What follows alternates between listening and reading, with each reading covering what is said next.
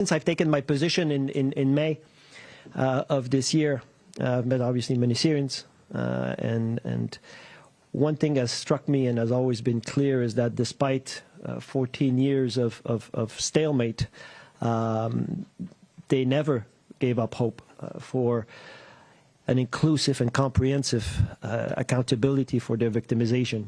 That hope now appears to be closer than ever to being realized, and hopefully the IIIM can fulfill its mandate, which is to play a part in that accountability process.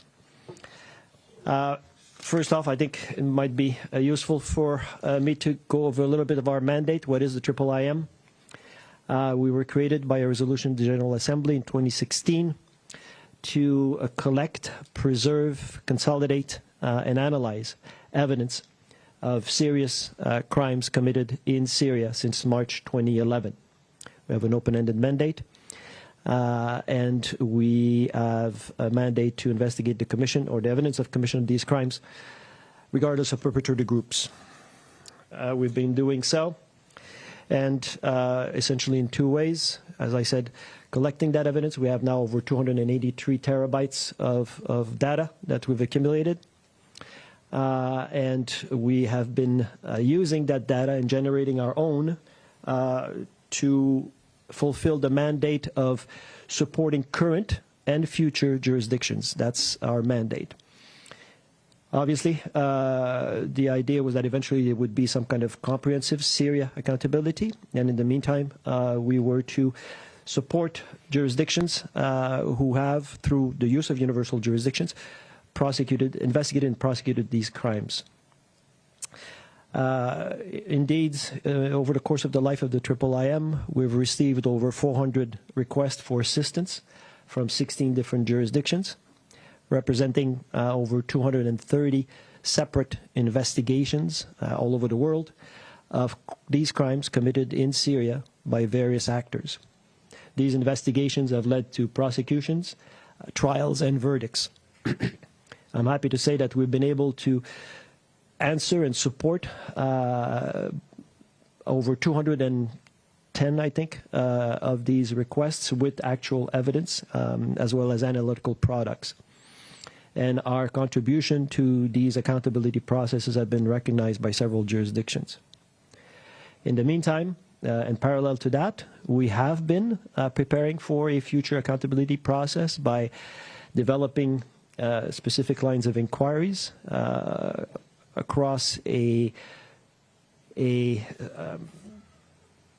different topics and different lines of inquiry to develop a structural, based on a structural investigation and comprehension of these crimes. That process and that data, obviously, has been gathered through various sources, most significantly from Syrian civil society, who from the very beginning have been documenting, oftentimes at the risk of their lives, their victimization. We've also gathered data in partnership with different national and international actors. And we have been working alongside our partners who have complementary mandate, such as the Special Envoy, the Commission of Inquiry, OPCW, and now the IIMP. Now, since the events of the last 12 days, 13 days, we've been developing a response to these rapidly unfolding and still very much fluid events and situation. And to do so, we have, among other things, developing or using our close contact network of sources, both inside and outside Syria, and those who have contacts inside Syria, trusted sources. We've been in contact with over 20 of them and maintaining that contact to get an accurate picture of what's happening. We obviously want to, we have also developed a coordination with these partners, international partners here in Geneva that I've mentioned. And we've noted a few things, and we've established a few things. Obviously, at the first 48 hours of the situation as it unfolded, especially in Damascus, was very chaotic. And there were, and we have seen, all of us, I think, evidence of loss of evidence or potential evidence, quite clearly. Some of that is normal in any of these situations, and especially at the pace that these events unfolded, quite understandable. What we have, however, also noted with hope, is a stated awareness from the transitional authorities and from Syrian civil society actors of the need to preserve evidence. When you're talking about a government, a state apparatus, who for 14 years used every aspect of that apparatus to commit crimes, you will have a massive amount of documentation left behind. That certainly was my experience, for example, in Cambodia.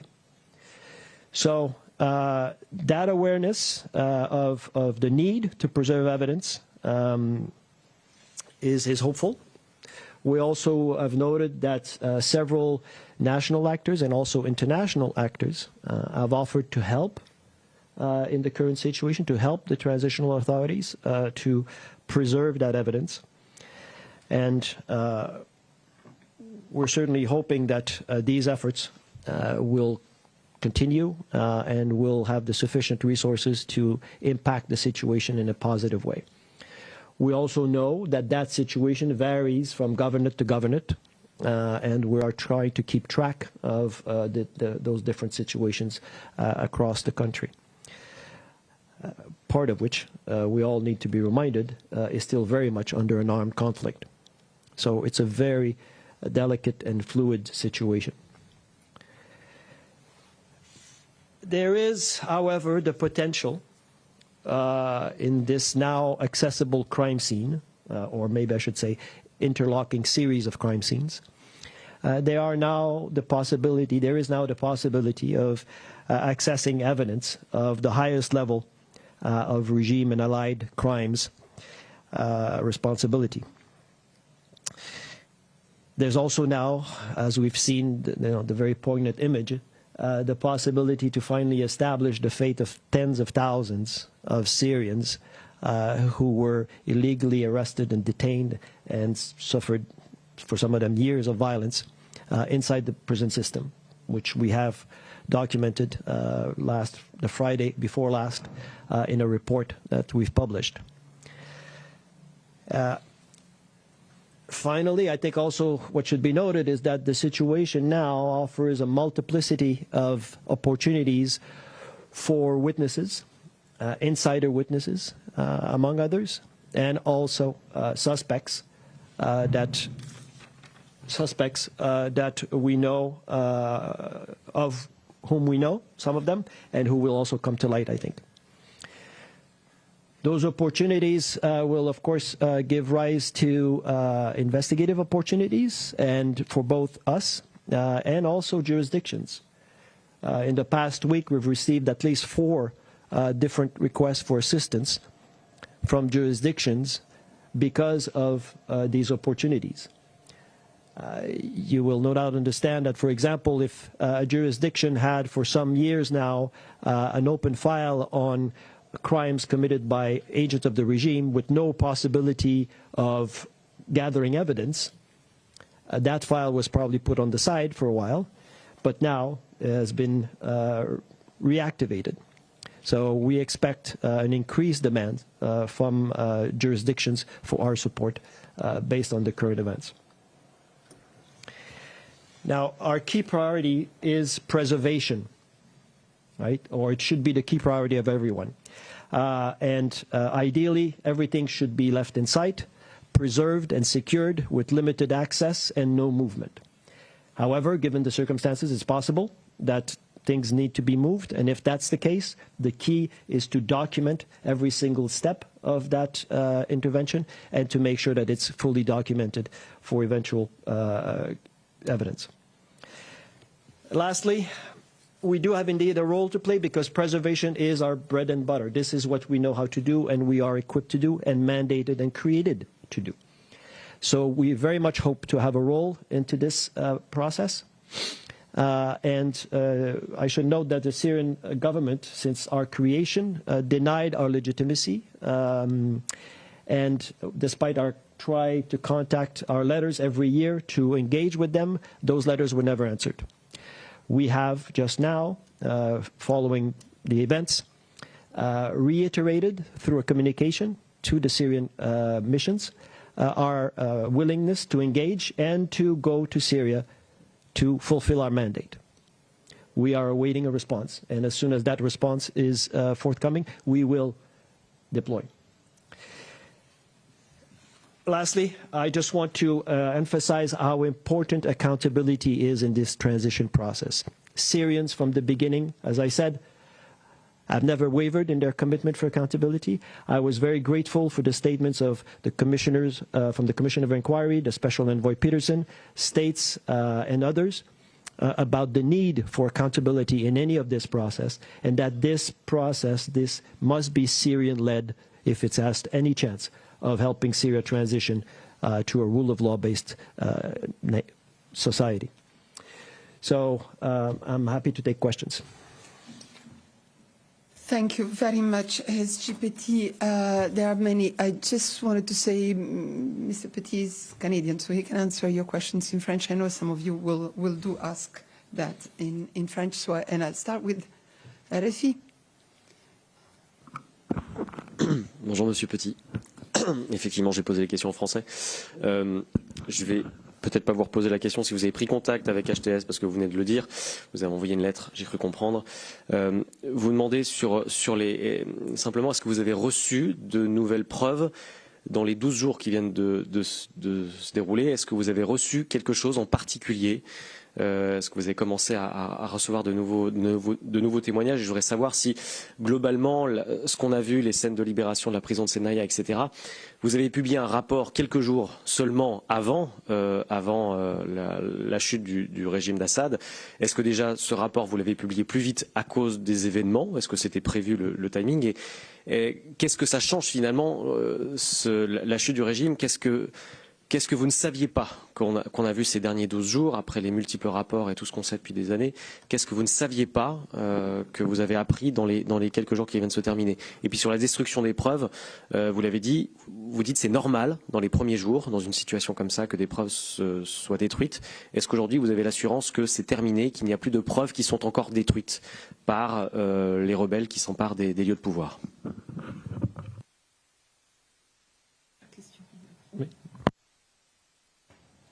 Oui, merci. Une partie de notre réponse aux événements, ça a été de créer une cellule qui monitore, c'est français, vous m'excuserez, qui monitore les médias sociaux.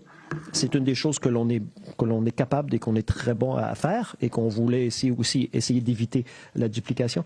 Donc, ce monitoring-là nous a permis effectivement d'identifier beaucoup d'avenues potentielles de nouvelles preuves. On a tous vu des vidéos, là, des gens qui vont dans les bureaux, qui montrent des documents, etc. Donc, ça fait certainement partie et nous avons aussi, comme je vous ai en contact avec nos sources, nous avons confirmation que beaucoup d'entre ces sources-là, qui sont sur place, ont pu déjà prendre possession d'éléments de preuve. Bien inclus aussi des nouveaux témoignages. Comme je vous dis, ça va être possible, effectivement. Le rapport, j'aimerais pouvoir dire que nous savions ce qui était pour arriver. C'est pour ça que nous avons publié le moment où on l'a fait. C'était plus une coïncidence. C'est un rapport qui a pris presque 2 années à faire et qui est effectivement extrêmement important et qu'on espère qu'il va pouvoir être utile.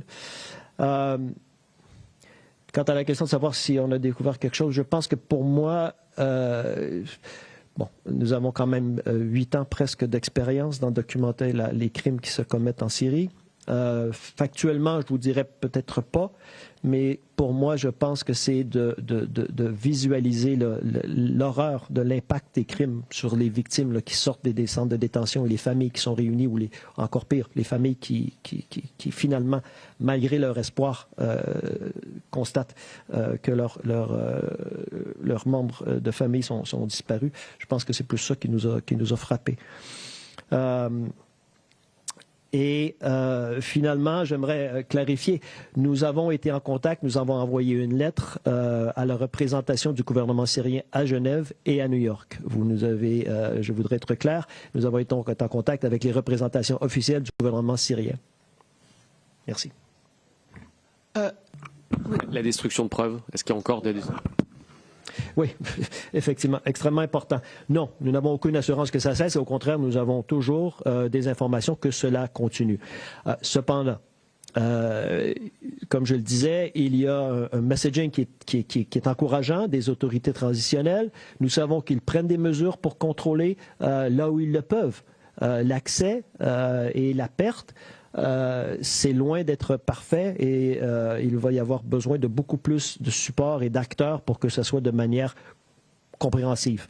Et encore là, ça varie d'endroit en endroit. Donc, il y a beaucoup à faire encore pour préserver ce qui reste, parce que certains éléments ont clairement été détruits.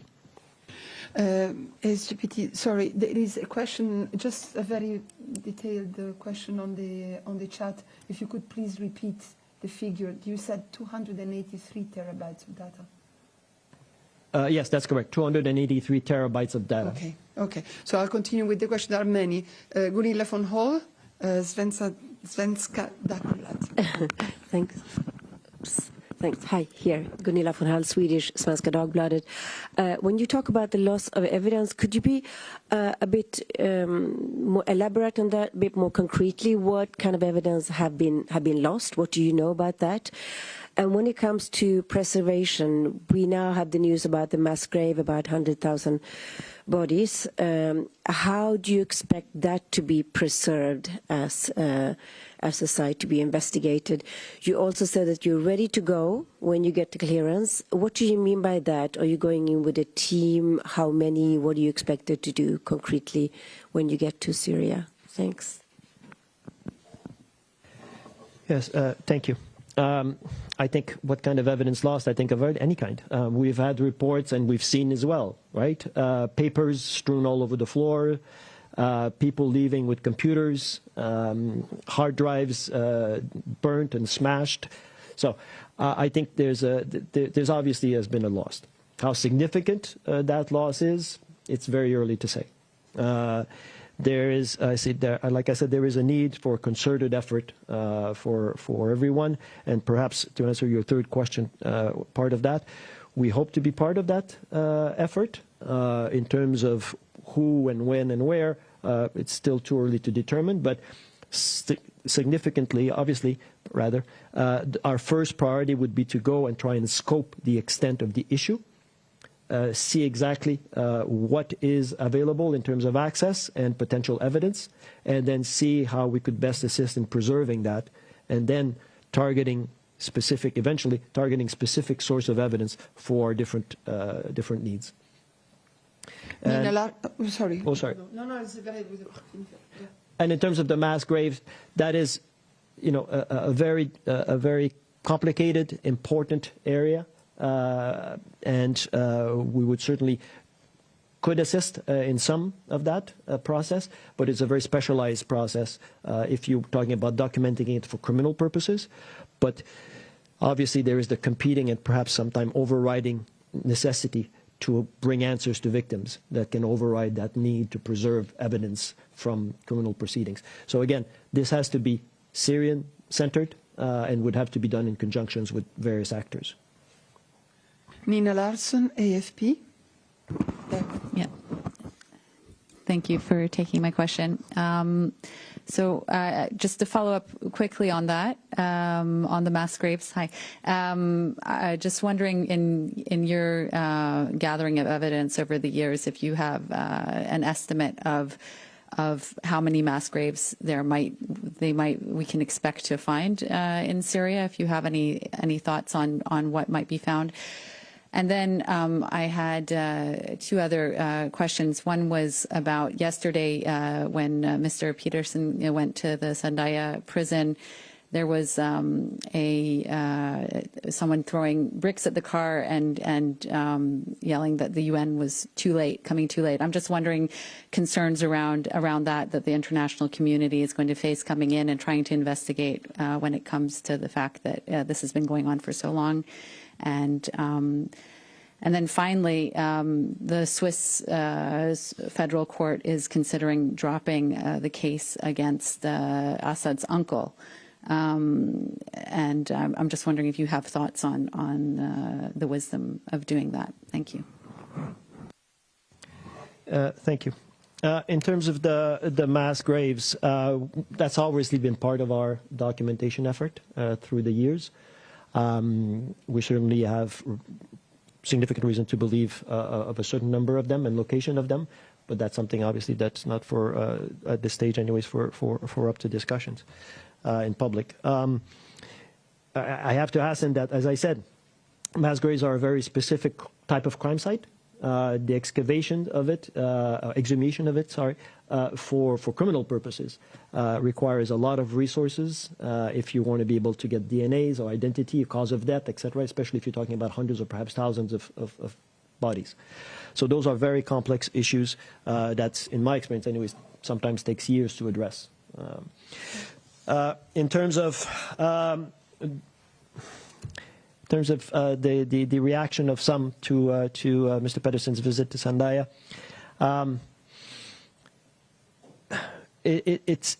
it's not for me to judge or to try and put in perspective what sentiments are expressed by doing this from somebody who's lived through potentially what all the victimization that we know occurred. It's certainly a sentiment that I've seen in other places where I've worked. And obviously, if the crime has been committed, it's already too late, right? It's always too late. So I think right now, the call of the international community to the international community has been heard, has been responded. You've seen statements from the UN, multiple international actors, multiple states, regional bodies. Everybody is conscious that their needs now that we have access, which wasn't possible before, 13 days ago again, now that we have access, I think there is a real expression of commitment to helping Syria rebuild, and we're certainly hoping to be part of that. And in terms of the Swiss case, I have no comment on an ongoing criminal case. Yuria Prelev, RIA Novosti. Merci, je vais poser mes questions en français aussi. Ma première question, vous avez expliqué que vous suiviez sur les réseaux sociaux toutes les vidéos publiées depuis le renversement du régime d'Assad. Il y a des dizaines de vidéos montrant des exécutions de soldats et d'officiers de l'armée syrienne. Est-ce que vous les documentez, majoritairement par des membres de Hayat Tahrir al-Sham? Et ma seconde question, c'est par rapport à M. Joulani. Il a été, puisque vous suivez depuis 2016 la situation en Syrie, le chef de HTS. Vous suivez depuis 2016 la situation. Il a été le chef de Jabhat al-Nusra, puis de Hayat Tahrir al-Sham. Ils ont eux aussi commis des crimes de guerre, ils ont commis des attentats, ils ont tué des civils, ils ont tué des soldats. Est-ce que vous allez continuer les investigations sur eux, et quelles sont les chances qu'ils vous laissent continuer vos investigations en Syrie, sachant que c'est eux qui dirigent aujourd'hui la situation politique là-bas? Merci. Aux deux questions, je vais simplement vous répondre que nous sommes un mécanisme qui décharge son mandat de manière impartiale. Nous l'avons fait depuis le début et nous l'avons continué de le faire. Nous avons un mandat pour accumuler les preuves de crimes commis depuis mars 2011 et sans date de fin, sans date end date, pardon. Et nous avons continué de le faire. Et de la manière, comme je le dis, impartiale. Maintenant, quant à savoir si j'ai bien compris votre question, si nous aurons accès aux preuves ou au territoire, ou etc., ça reste hypothétique et on verra. Merci. La question plus précisément, c'est de savoir, est-ce que vous avez des preuves qui pourraient impliquer la participation de M. Joulani à des crimes que vous avez documentés? Je le répète, nous menons notre mandat de manière impartiale. Nous avons le mandat d'enquêter sur tous les crimes commis. Nous n'avons pas un mandat d'enquêter sur une personne en particulier, mais sur des crimes. Donc nous rassemblons des éléments de manière impartiale et complète sur les crimes qui ont pu être commis. C'est la réponse à votre question. Emma Farge, Reuters. Good morning. I wanted to ask what information you have on the perpetrators of crimes. Have many of them fled? And if so, where to? And do you have a message for those jurisdictions where they currently are? And secondly, could you say more about the jurisdictions that have been in touch? You said 4 had been in touch over the past few days. Can you elaborate? Thank you. Maybe I'll start with the last one. No, I can't, because obviously we support ongoing criminal investigation, and the cornerstone of that is confidentiality.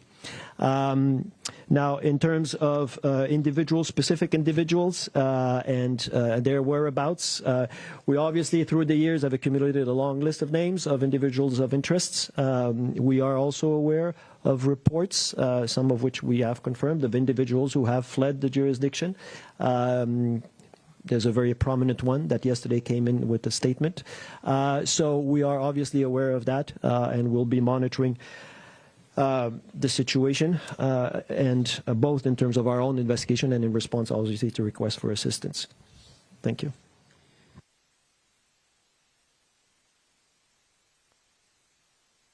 So we can continue a little bit more. I've got 3 questions online, and then we will wrap up. Jamie Keaton, Associated Press. Thank you, Alessandra, and thank you, Mr. Petit, for coming to see us. I have a few questions. I'm sorry. I first wanted to know whether or not you have any contact with HTS, and do you have any signs that they will be cooperative with regard to your efforts to communicate with them? There's a UN team in Damascus, as you know, and I wanted to just know, is anyone pushing your case with the de facto leaders there? The second question is about the number of jurisdictions. You mentioned 4, but you also said that some have already prosecuted cases based on, in part, on IIIM data. Can you tell us which ones those are, please? And are you not concerned that the ICC has not yet gotten involved? And would you favor the ICC taking up these cases? And finally, a quick question: the list of suspects. At what point could we see a list of suspects? Will we have to wait for, because I know that these names are under lock and key. One of the colleagues mentioned Al-Gilani, but also government side. When can we ever see the light of day on the names of these suspects? Thank you. Thank you. As I said, we've been in contact with the representations of the Syrian government here. We've also made contact formally and informally, rather, with local contacts, including, obviously, UN contacts, to try and establish channels of communications, which we're hopeful will eventually lead to, among other things, agreement for us to deploy. In terms of the number of the jurisdictions, first of all, as I mentioned, we support investigation and prosecution that are by nature confidential. But some of those jurisdictions have allowed us to acknowledge our cooperation with them and our assistance with them. Several of them, Belgium, France, Sweden, the U.S., and others, I think should be on our website somewhere, have acknowledged our assistance, including in the recent case in France, where my predecessor testified and where a judgment was issued against 4 individuals. In terms of the ICC, as you know, the ICC does not have jurisdictions over Syria because Syria is not a member of the ICC. There are pathways by which the Syrian situation could be referred to the ICC. That was attempted way back in 2014, I believe, at the Security Council, and vetoed by Russia at the time, and also, I believe, China. But there is that pathway, however unlikely it is. There are other pathways. What we do have to remember is that if indeed the ICC is seized of the Syrian situation, as it is, by the way, from the Libyan situation for, 13 years now, I think, there are, it's a very limited jurisdiction, and if you're talking about the situation that lasted 13 years with a whole state involved, it's a very substantive situation that needs to be addressed, and ICC could be a part of this. In terms of favoring it or not, I would simply say that any measure of accountability for what has happened in Syria must be favored, and hopefully, as I said, Syrian-led and Syrian coordinated. Eventually, lastly, list of suspects. Again, I would be a very poor former prosecutor if I was to publish list of suspects before jurisdictions would have them in their custody. Indeed. Mohammed Aslan, Anadolu Ansi, the Turkish news agency. So thank you for the brief. As you know, the reconstruction of Syria is very important for the normalization of country and the permanent solution of the problem. Do you think that increasing aid and investments in Syria will accelerate this process? And what kind of planning should there be in this term? Just maybe before I give the floor to Mr. Petit, we will have more about the humanitarian situation in a moment at the briefing. But maybe if you have something. Not much. I'm going to stick to my lane, which is prosecuting international crimes. But just to say, to me, accountability is reconstruction. Accountability is part of it, and I would hope that the investments, among other things, in the structural aspects of accountability, which is law courts, police, etc., would be part of that as well. Absolutely. Maya Plants, the UN brief, and that will be our last question. Yes, thank you very much for taking my question, Alessandra. Mr. Petit, my question is related to the digital forensics. If you want to make a commentary, my questions are: how large is your team of digital forensics? How do you work with social media platforms? You mentioned you have already 283 terabytes of data, and this seems quite small compared, thinking of the time frame, 12 years or so of this event. And is there adequate funding, as these investigations, forensic digital investigations, are expensive? Thank you. Thank you. We don't have a large digital team. We have a very small digital team. And that's due to, the fact that we are a small entity in terms of the tasks ahead, and the fact that also, like everybody else in the UN system and international community, we've been hit hard by the financial crisis. However, we do, as you said, monitor social media, and we will, among other things, and it's something that we've been very good at. You say 283 terabytes is a small part. That's the first time I've heard that. Usually people are quite impressed by that number. But in fact, you are right in some ways, because we could have collected a lot more. The idea is not to vacuum up anything that's out there. The idea, if you're in the business of accountability, is to pick and choose the best evidence possible. So part of what we do is that to target our resources, once we've analyzed the situation, to the best possible leads and sources of evidence. And that's what we intend to do, as I just mentioned earlier, if and when we go to Syria, is to target collection opportunities. And finally, adequate funding, not even close. We, as I said, been as well hit by the situation before these events. Right now, we have to pivot very fast to a completely new situation that will require substantial additional funding from any source, certainly from the regular budget and from voluntary contribution from states, if we want to be able to address now the situation and then in a sustainable manner in the future. The idea is to have the resources to collect and preserve the evidence now, and then be able to exploit it in the years ahead for these future accountability processes that right now can run the gamut from an international process to a completely national one and anything in between. So we need to be able to ramp up and be able to address the situation with that in mind. Thank you.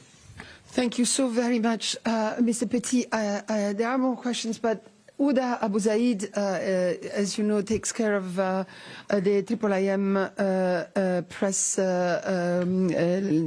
contact, so please ask her in writing. Mr. Petit will be able to answer you later on. Thank you very much for this briefing. Please keep us informed of how it goes.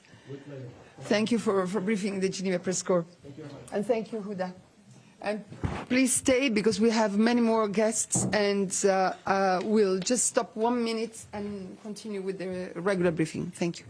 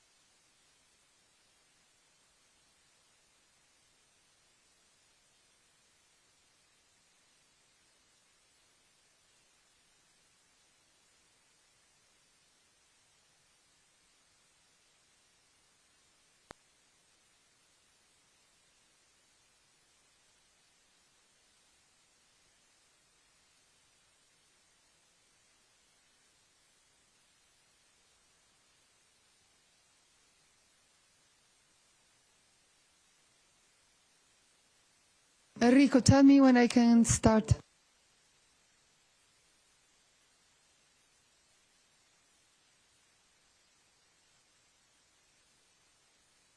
Yeah, ready.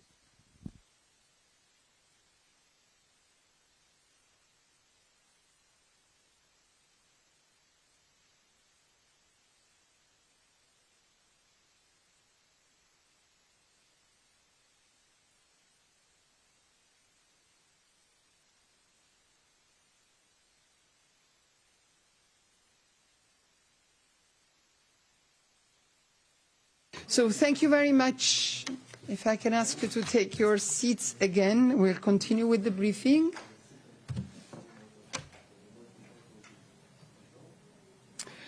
And I have the great pleasure to give the floor to Tariq. Tariq is, in fact, we have now, and I apologize for the fact that we are mixing up the subjects, but it's because people are available at different times.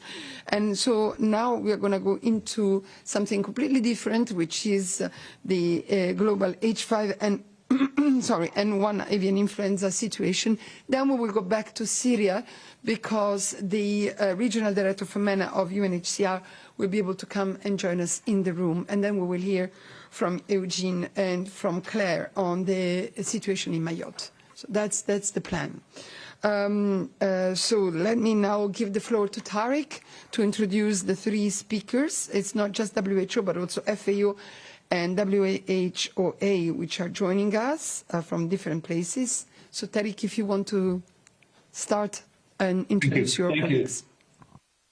Thank you, Alessandra, and good morning, everyone. We wanted this morning to give you more information on avian influenza, specifically H5N1. You hear in the news a lot about it, as it affects many animal species, as we had some human cases. So this topic of avian influenza covers really and touches on many sectors, on animal health, on food safety, on public health. So we thought that it would be a good idea to bring together all these sectors to give this really broad and complete picture of where we are. So we had as you have seen in the media advisory, we have 3 speakers today. We have Dr. Gregorio Torres, who is the head of the science department within World Organization for Animal Health. He will be speaking from France. We have Dr. Madhur Dhingra, senior animal health officer, specifically for infectious diseases within Food and Agriculture Organization. She will be speaking from India. And we have Dr. Maria Van Kerkhove, who is our director at interim for epidemic and pandemic threat management, and she is right now in Lyon, in Paris. So we have sent to you already the briefing notes, so you have some figures there. But let's start really first with the Dr. Torres, followed by Dr. Dingra, and then finally we will hear from Dr. Van Kerkhove, and then obviously we will be answering questions. Dr. Torres, please. Thank you, Tariq, and good morning, everyone. Thank you for joining us today as we address this pressing and evolving global challenge posed by H5N1 on avian influenza. Since October 2021, the disease has caused the death of more than 300 million birds worldwide. It's affecting the livelihood of millions of people. While historically confined to avian species, the virus is increasingly crossing species barriers, impacting different rates of domestic and wild mammals, and also causing a devastating impact in the ecosystem. These developments pose a significant challenge to animals, humans, and environmental health. At the World Organization for Animal Health, our priority is to monitor very closely the evolution of the disease and to enhance global coordination for prevention and early response. To better understand and mitigate the risk associated to the spread of H5N1, our 183 members have the obligation to officially report the occurrence of the disease in animals via the World Animal Health Information System. In the last 3 years, based on this reporting, avian influenza has been reported in 108 countries over 5 continents. As today, the infection has been detected in more than 70 species of both domestic and wild mammals. And of course, this includes the ongoing detection of the virus in dairy cattle in the United States. So far, the close monitoring of the virus has found that there is not any marker that could suggest effective mammalian adaptation, but we know the virus can evolve very quickly, and that can change at any time.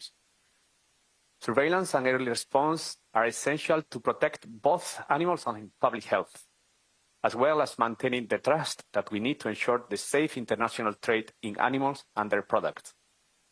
At the World Organization for Animal Health, we regularly update our science-based recommendations. At this point in time, we call our members to take immediate actions to really strengthen and scale up surveillance system in both domestic and wild birds.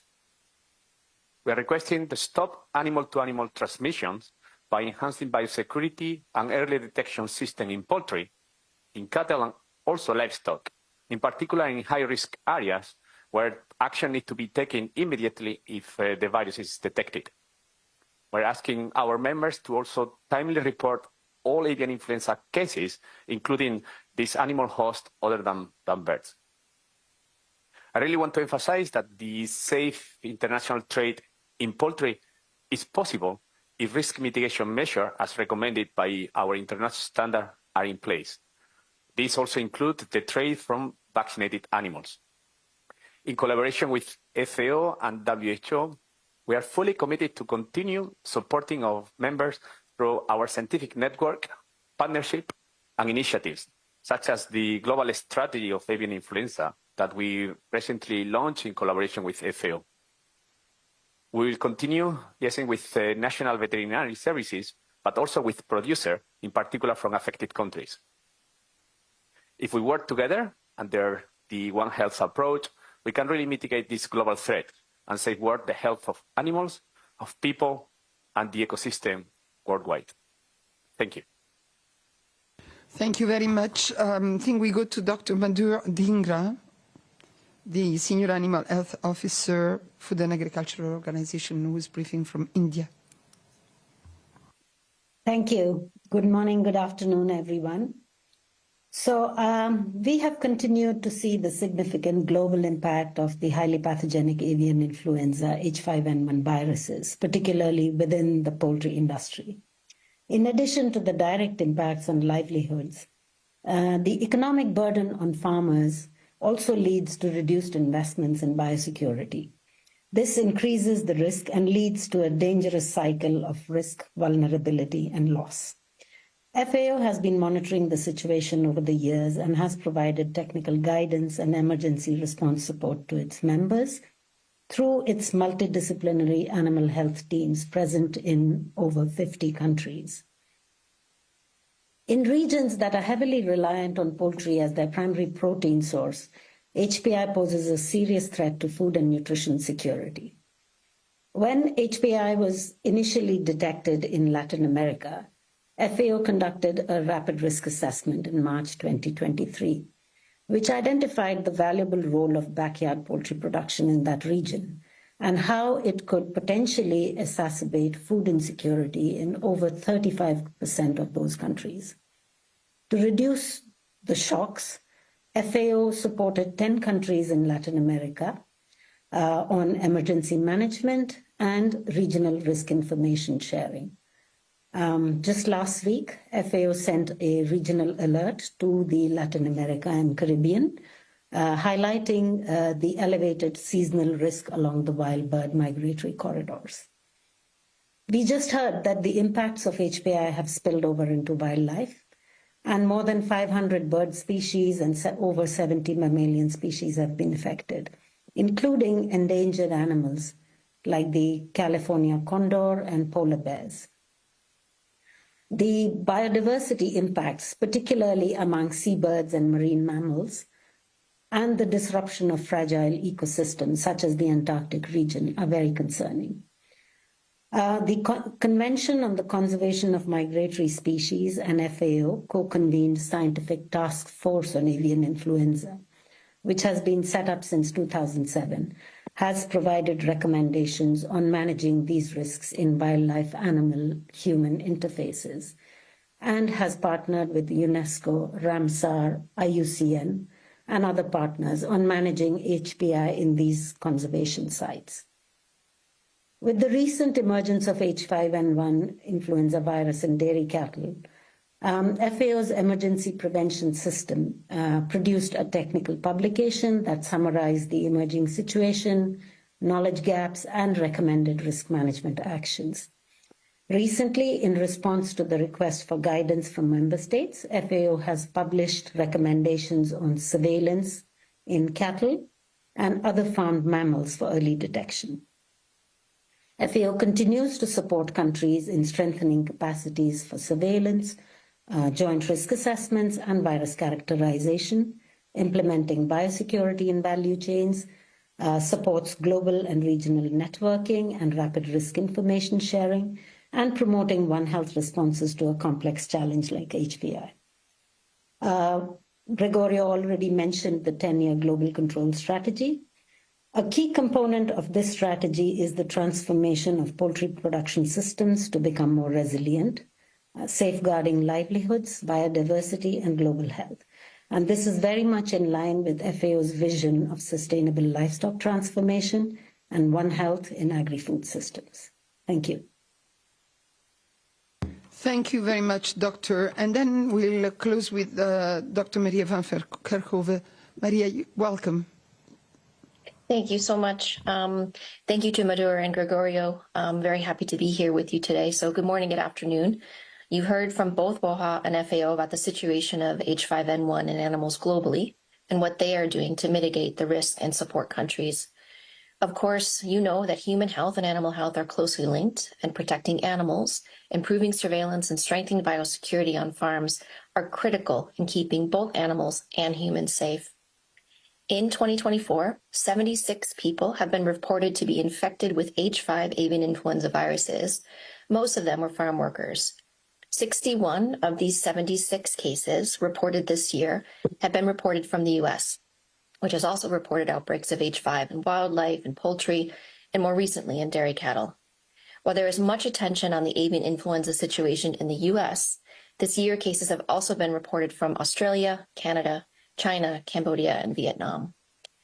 WHO has, for 70 years, the Global Influenza and Surveillance Response System, or GISRIS, and since 2011, the Pandemic Influenza Preparedness, or PIP, framework. WHO and our partners were always in a readiness mode, relying on GISRIS that includes institutions in 130 countries globally to track and study this virus. WHO, with partners and national authorities, regularly conducts detailed virologic and epidemiologic risk assessments and ensures that existing candidate vaccine viruses continue to be effective against the changing virus. Through the PIP framework, we have also worked to secure access to medical countermeasures like vaccines and treatments, and to ensure their equitable distribution during influenza pandemics. Right now, based on the information that we have, we assess the risk of infection for the public to be currently low. However, for farm workers and others who are exposed to infected animals, we assess the current public health risks to be low to moderate, depending on certain factors, including the risk mitigation measures in place, access and use to personal protective equipment such as coveralls, respirator masks, eye protection gloves, and boots. Based on available information, the H5N1 viruses circulating remain avian viruses. They have not adapted to spread between people, and thus far, among the cases, there has been no reported or identified human-to-human transmission through follow-up of epidemiologic, virologic, and serologic investigations. We must remember, however, that this can change quickly, and as the virus is evolving, we must be prepared for any scenario. We strongly advise that thorough investigations take place around each and every human detection to assess the possibility of human-to-human spread. In June of this year, WHO issued guidance to help countries reduce the risk of infection to occupationally exposed people. Other than the spread of the virus from infected animals to surfaces, food safety, as you've heard, is also of concern. Cows infected with the H5N1 virus have been reported to have high viral loads in their milk. It is important to reiterate our long-standing advice to consume pasteurized milk. If pasteurized milk isn't available, heating milk until it boils also makes it safe for consumption. Similarly, we recommend thorough cooking of meat and eggs when an area is affected by avian flu outbreaks. FAO, WOHA, and WHO are supporting countries to remain vigilant and are actively working together to assess the risk of the circulating zoonotic influenza viruses like H5N1. We want to reiterate the critical importance of using a One Health approach across the different sectors at global, national, and subnational levels to tackle avian influenza effectively and to minimize the risk in animals and humans. Thank you. Thank you very much, Maria. Okay, so let's open the floor to question. Tariq, please, if you want to add anything, just raise your hand because I can't see you on the screen. So let's go to the questions. So I'll start with Ria Novosti, Yuria Prelev. Yes, thank you, and thank you, Maria, for being here with us, and thank you to the other doctors. I just have a question about the figures that you just provided. You said that 76 people have been reported to be infected in 2024. Just to understand, is it a record, or is it was it the same numbers the past years, or are we seeing an increasing of these cases? And secondly, you are saying that most of these cases were reported in the USA.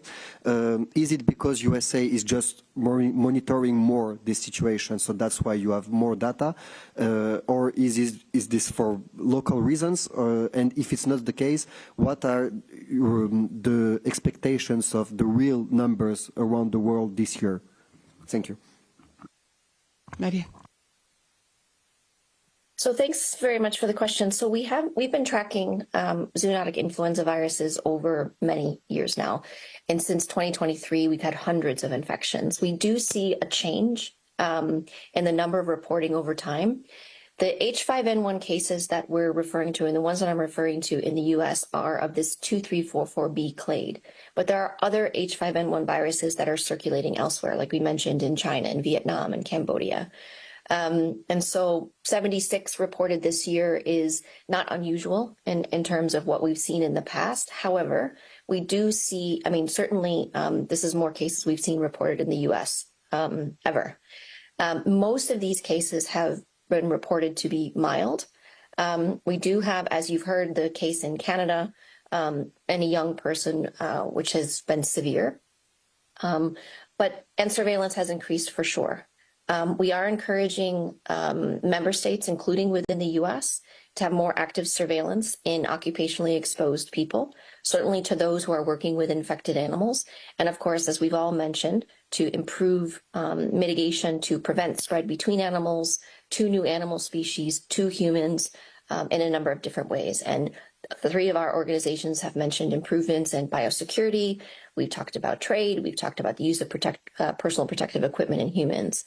And so this is something that we have to, I don't like to use the word watch because that sounds like we're being passive. We're not actually being passive. We're actually actively encouraging much more surveillance, much more reporting and transparency within that, so that the viruses that are detected are constantly assessed. So we can look to see if there's any changes in mutations or any changes in the behavior of the virus. So there is a greater attention to avian influenza, I think, globally. We would like to see that more consistent across the globe, and we'd like to see that more consistent across the different animal species. And again, I'm really grateful that WOHA and FAO are here, because this is truly a problem across, or challenge across multiple species. So as WHO, we never do anything alone, only looking in humans. We have to be working at this animal-human interface and in animals to protect the food supply, to protect trade, lives and livelihoods, etc.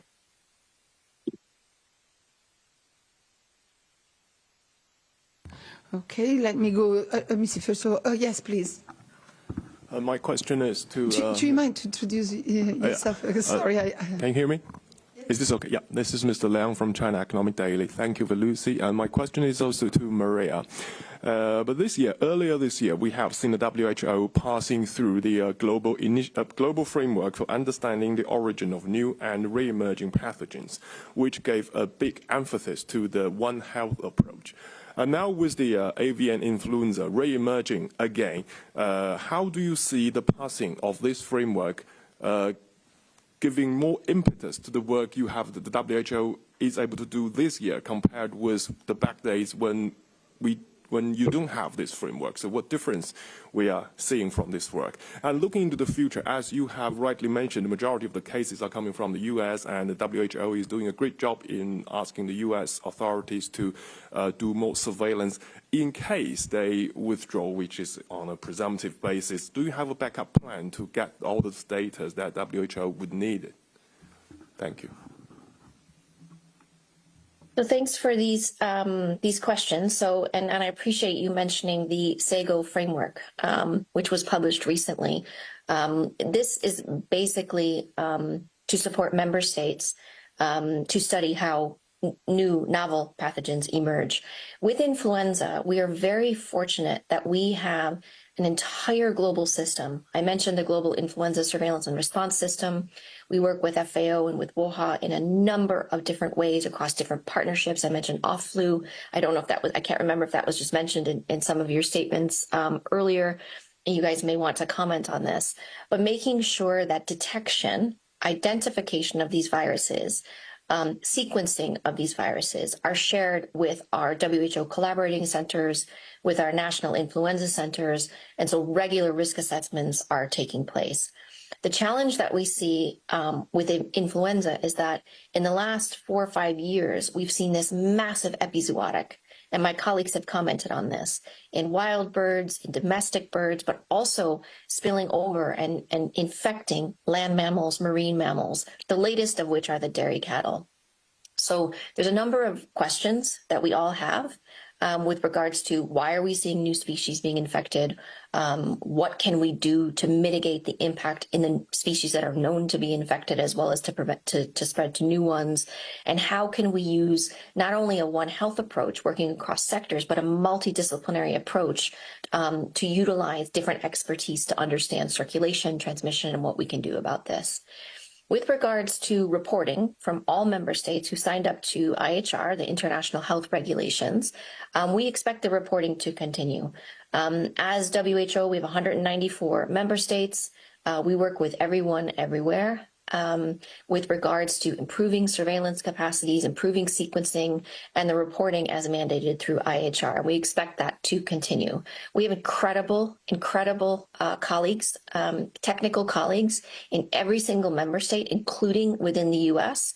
We work with US CDC very closely, NIH, FDA, USDA. I know my counterparts at FAO and WOHA have communications with regularly, but of course we expect all of those relationships to continue, because these pathogens don't respect borders. And so it's important that we in the collective interest of global health security, that we continue to work together.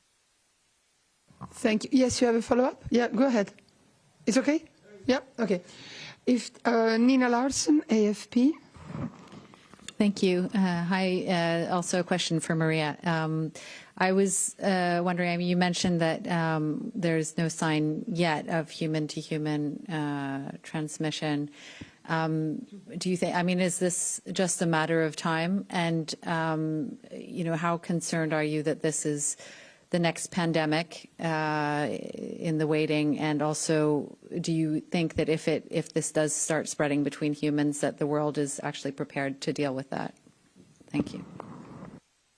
Maria, please answer, but also would like to say to the other speakers, if they want to chime in, please don't hesitate to raise your hand. Maria. Yes, yes. So thanks, Nina, for these questions. So as I said, in the follow-up investigations of the human cases that have been reported this year and in the last few years, we have not, authorities have not detected human-to-human transmission. And this is through virologic investigations of looking at testing of the contacts.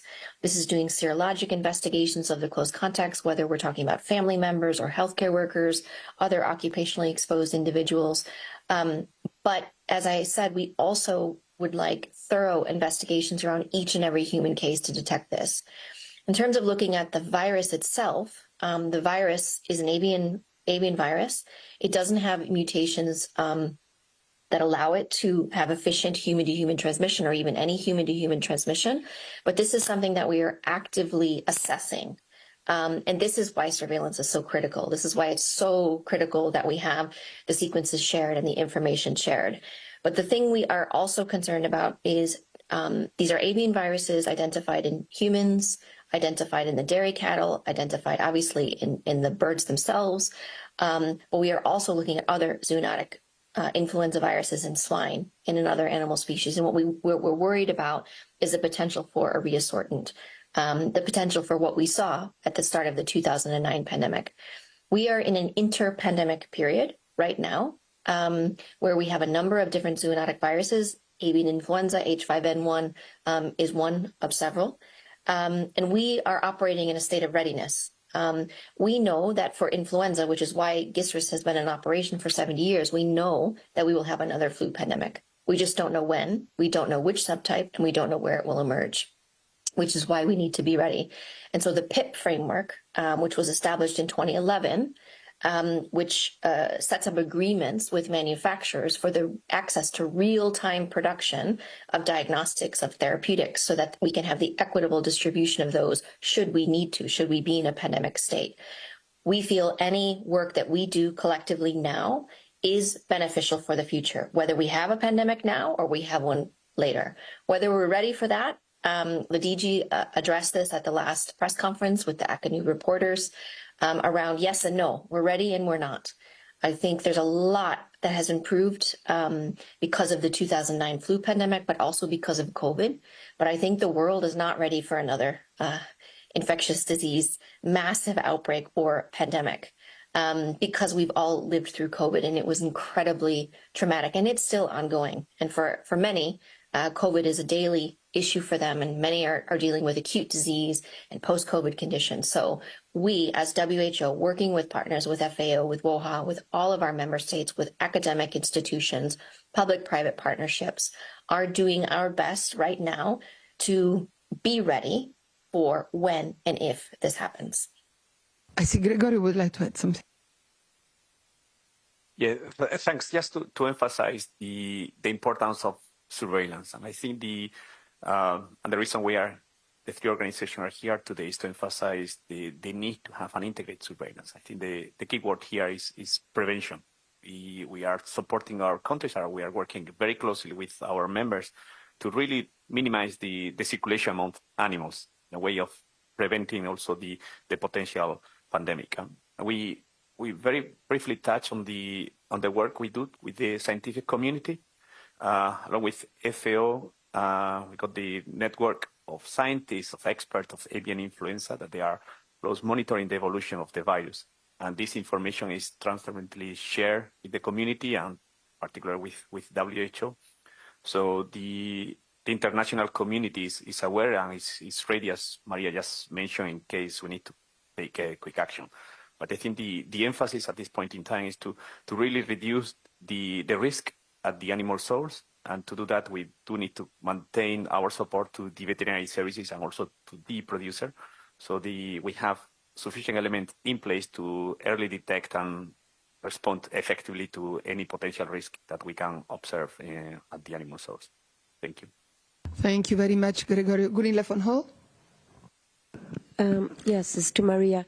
There is no human-to-human transmission as we know today, but if this starts to happen next week, for example, what is the plan? What is your message to countries to do, how to prepare? You said the world is not ready for a massive outbreak. What should countries do to prepare? Because if we start to have human-to-human transmission, I guess there has to be action quite quickly so we don't find ourselves in the same situation as when we had the COVID outbreak. Maria. Yes, sorry, trying to unmute. I think, what we have, as all of the organizations have mentioned, we are recommending to our member states and national authorities to increase surveillance and vigilance in human populations, especially those who are occupationally exposed, for the possibility for infection, and of course, doing thorough investigations around each and every human case. We recommend that our member states share information, especially with our national influenza centers and other laboratories associated with GISRIS. We are asking our countries to strengthen routine influenza surveillance through GISRIS and to continue reporting through the global platform so that we can conduct risk assessments. And for the avian influenza or the zoonotic influenza viruses, we do joint risk assessments with FAO and with WOHA. We hope to publish the updated joint risk assessment later today, but I've already mentioned that at the global level, the current assessment for risk in the general population, you and I, is low, but for occupationally exposed people, it's low to moderate, depending on the risk mitigation measures that are in place. We are asking member states to assess and reduce the risk among occupationally exposed persons so that we can detect if there is human infection, to make sure that there's active case finding around suspected and confirmed cases, to see if there's any indication of human-to-human transmission. We are working with all of our member states on pandemic influenza readiness at national and global levels. This is something that we've been doing regularly. We've modified the work that we've done with countries, taking into account not only influenza experience, but also COVID experience, because we learned an incredible amount of dealing with another respiratory viruses, to make sure that countries have the capacities that are in place, which again, were massively strengthened during COVID, to be ready and to be used for influenza. So we're asking countries to constantly look at their pandemic influenza plans to be ready for different types of scenarios. Depending on the virus itself. For public health purposes, to promote surveillance in other sectors, and this is, again, in animal and food, and this is globally, it's beyond the US, and to really operationalize this One Health approach, looking at incentives and disincentives for reporting, looking at the incentives and disincentives for working together. And as you've heard all of us say, it's not just a public health issue. We want to make sure that trade, that livelihoods, that food safety is taken into account. So there's a lot of work that's ongoing. There's a whole area of work that we're working on with communities and with trust and with addressing misinformation and disinformation. But this is our bread and butter, what we do at the World Health Organization with our partners in support of member states. So while I say, people aren't really ready for the next pandemic, there's a lot that we have collectively done together to make sure that the capacities in countries can handle this and can work together to mitigate any potential future outbreak or pandemic, whether it's due to influenza or another pathogen. Just a little quick follow-up there. But how confident are you that there will be access to vaccines? Well, there's a whole number of manufacturers that are working on seasonal influenza vaccines because many countries have policies for seasonal influenza vaccines and administer these every year. What we have through the PIP framework are agreements, standard agreements with manufacturers. I think we have 16 or 17 agreements in place. I think we have 18 agreements in place, 16 of which are for vaccines, and I can double check if I got those numbers right, where we at WHO have access to about 11% of real-time production of a pandemic vaccine. And so we are looking with WHO CCs of these candidate vaccine viruses, of which several are H5. We've shared these viruses with manufacturers who are already starting to produce some H5N1 vaccines in a readiness state, not for pandemic purposes, but in a readiness state. And with the agreements that we have in place, WHO has access to about 700, 800 million doses of vaccines in terms of real-time production, should we need them. And that's just the egg-based and the cell-based vaccines. We're also discussing with mRNA technology, the manufacturers that use mRNA platforms, to be able to have access to those as well. So again, we don't want to see, what happened during COVID in terms of the access and or lack of access to COVID-19 vaccines happen again for any future pandemic. And so we are working actively to make sure that those agreements and that there are more technologies that could be used to develop vaccines. And we feel grateful to the work of the PIP framework through our secretariat here at WHO, but also to the manufacturers that are working with us on this. Madhur, I see you would like to add something. Yes, I just want to highlight, the multi-sectoral nature of making sure that the world has access to these vaccines in time. So FAO and VOA, through the OFLU network, they gather all the information on the circulating animal influenza viruses, and they present it twice a year to the WHO vaccine composition meetings. And I guess some of you might be familiar with that. And that's how that's where the candidate vaccine viruses are selected. So we work not only at the global level to support pandemic readiness, but even at the national level. Recently, FAO has been involved in outbreak investigations to a reassortant virus event in Asia, a human virus spillover case through our office in Asia and the Pacific. And so these joint outbreak investigation teams, they do outbreak investigation, they provide guidance to the countries on enhancing active surveillance, on containment. So I just want to highlight that our work is not only at the global level, but really at the country level as well, where we look at enhancing collaborative surveillance and joint outbreak investigation and response. Yes, thank you very much. Important to say that.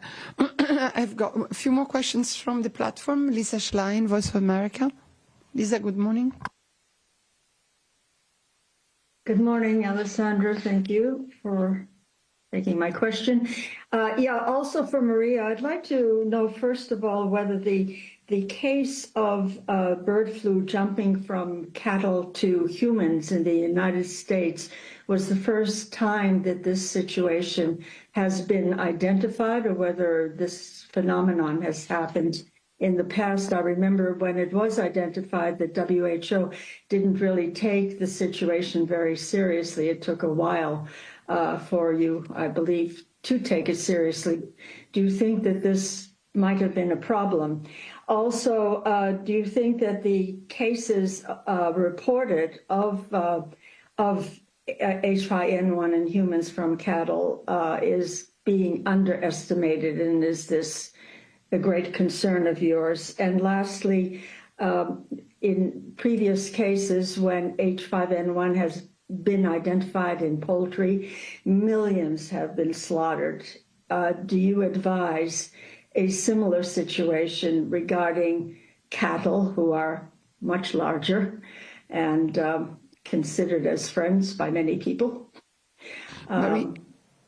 Maria, maybe also. Oh, sorry, Lisa. Did you finish? Sorry. Yeah. Yep. Okay. So Maria, and maybe Gregorio also, if he has anything to say on the last question. Maria.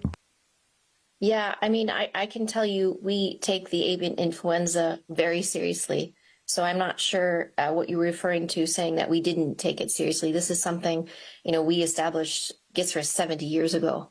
I personally, I did my PhD on H5N1 in Cambodia, and my entire experience, professional experience, is so heavily influenced by that because of the work that is done at country level. And Madhura, thank you for mentioning this.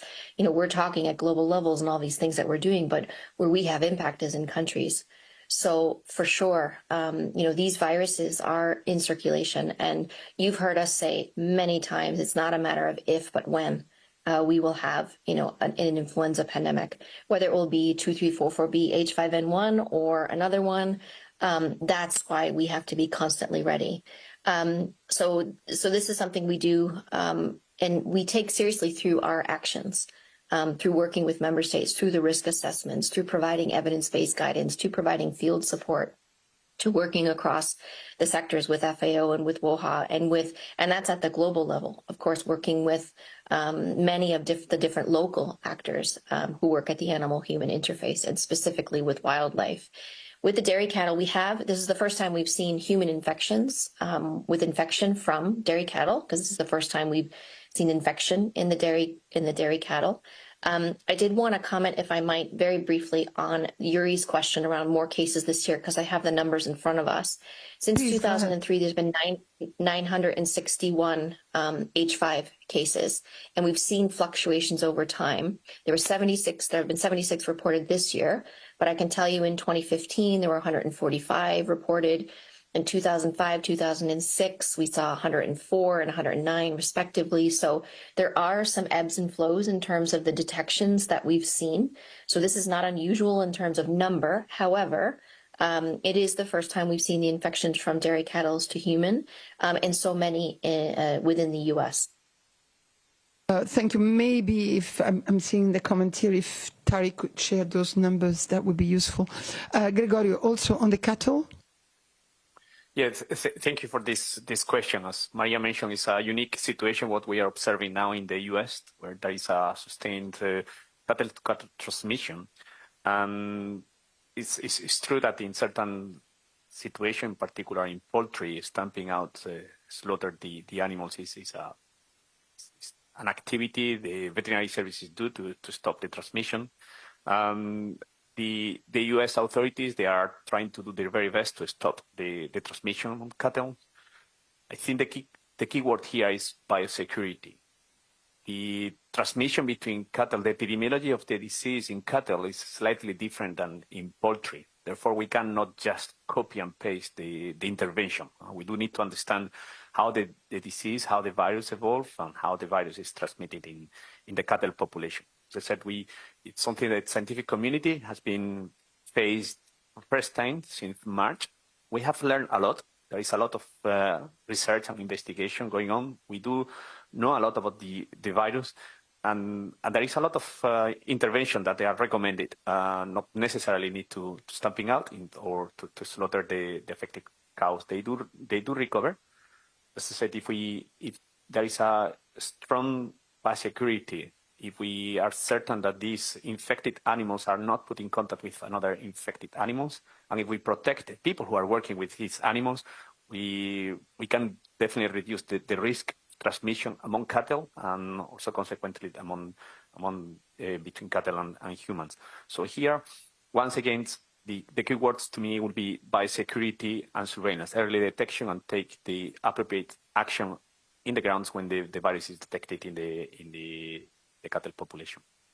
Thank you. Thank you. Madhur? Yes, and this is the reason why we published the guidelines on surveillance in cattle and other farmed mammals, because as Gregorio highlighted, early detection is key, and countries are in different situations of risk. Some there are ongoing outbreaks in the dairy sector. For the others, there are outbreaks in poultry, but not yet in the dairy sector. So it's really important for countries to evaluate their context and put in place surveillance, risk-based surveillance, where they can optimize early detection. Over. Thank you very much. The last two questions. Nick Cumming-Bruce, New York Times.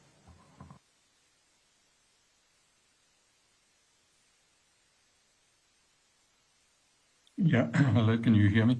Yes, we can. Go ahead, Nick. I've lost you. We can hear you very well. Just go ahead, ask your question. Hello, sorry, I'm not hearing you. Are you hearing me? We do hear you. If you can see me, we hear you. Maybe you want to ask your question. Otherwise, let's try. Nick, can you hear me? I can't. Okay, so maybe I'll ask my colleagues to switch to Jamie Keaton, Associated Press. I'll write to him. Okay, sorry, I see that you are hearing me, so I'll go and ask the question. Okay, go ahead. Yeah, these are mainly for Maria. Specifically in relation to the cases of infection in the United States, no human-to-human transmission detected. I'm wondering if there have been any particular lessons drawn from the cases you've seen so far. Are we seeing the infection being sustained, or is it accelerating, or is it now actually controlled and contained? And secondly, you mentioned the need for enhanced surveillance in the United States and North America. Given the amount of attention that it's received in recent weeks and months in the United States, what are the main gaps in surveillance that need to be plugged? Thank you. Maria? So thanks very much. I think, with the cases in the U.S., I believe all but 2 have direct links with infected animals, whether this was working on farms, whether this was part of culling exercises as it relates to poultry. And we aren't, as we said, we haven't seen any detection of human-to-human transmission among these cases. And that comes through additional testing around any of the contacts, whether we're looking at molecular testing or serologic testing. I wouldn't say it's accelerating necessarily. I wouldn't use the word contained, because containment for us means that you're seeing some transmission that's happening between individuals, and we haven't seen that yet. It is a concerning situation. It's an evolving situation.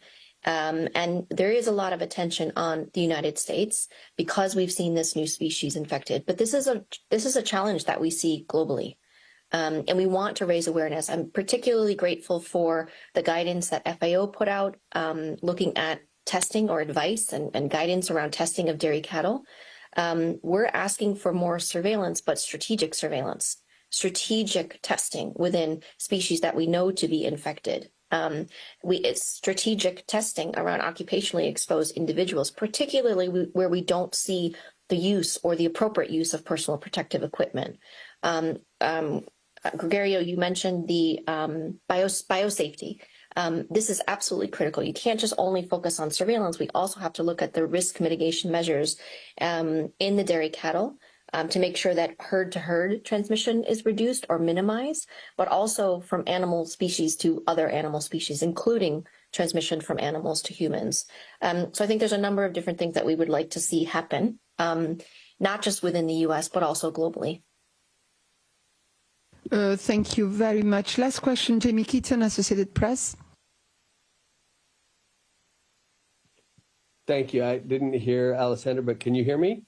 This is Jamie. We can. I don't know if there is a problem. Dr. Van Kerkhove, I just think that the number of questions you've received for our briefing should be a testament that you would be a highly sought after visitor to our UN briefings more regularly. So I encourage you to think about that.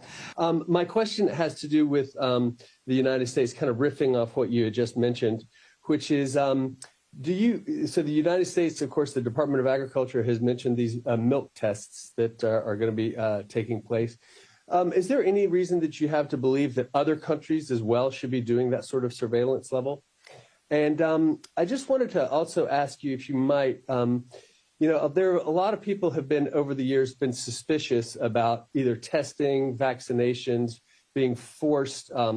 You mentioned that there's pandemic readiness, especially you're boosting that, especially among occupationally exposed people.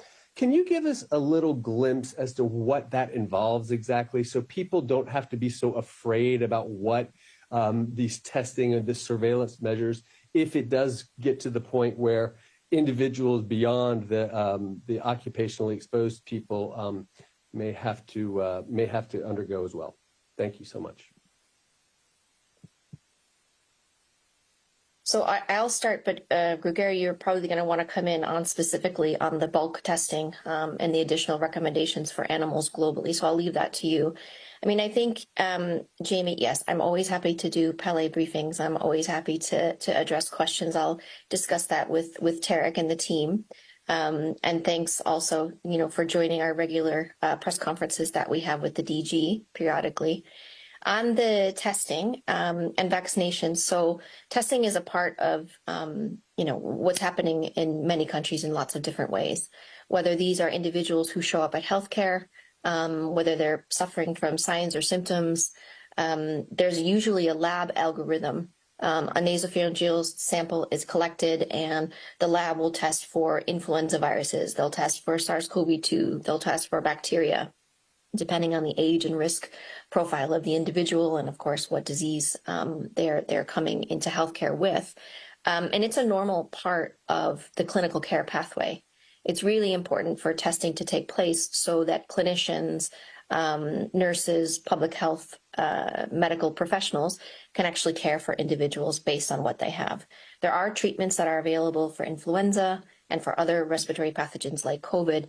And so testing, I think as long as individuals show up in their healthcare provider and can ask the questions that they have, why are you doing this? What do you need the test for? And have that dialogue between the healthcare provider and the patient, then it shouldn't be scary. And it's not painful. Every one of us has had now many COVID tests over the last couple of years. And I think at first everybody was a little nervous of the nasal swab, but we've all gotten through it and it isn't painful. With regards to vaccinations, we have seasonal flu campaigns every year, and according to the SAGE recommendations, WHO recommendations focusing on at-risk groups, so these are older individuals, people with underlying conditions, pregnant women, and so vaccinations are part of our prevention and control efforts for many different types of outbreaks, influenza being another one. And what we try to do is to address questions about vaccines. How are they developed? When you say safe and effective, what do you mean? And work with member states to set the policies to be able to administer those to the at-risk groups. So there's a number of different things that we do to reduce any anxiety related to testing or related to vaccines. But this is a dialogue that member states and governments have with their communities and with their healthcare providers to ensure that safety in which people can seek medical care when they need it. Maybe, Gregorio, you want to handle the other question. Gregorio. Thanks, Maria. Yeah, thanks for the question. Indeed, we really welcome the initiative from the US to start testing milk from the bull tank. That is going to help the countries and the international community to identify early enough the cases and to implement the risk mitigation measure that we just been mentioned.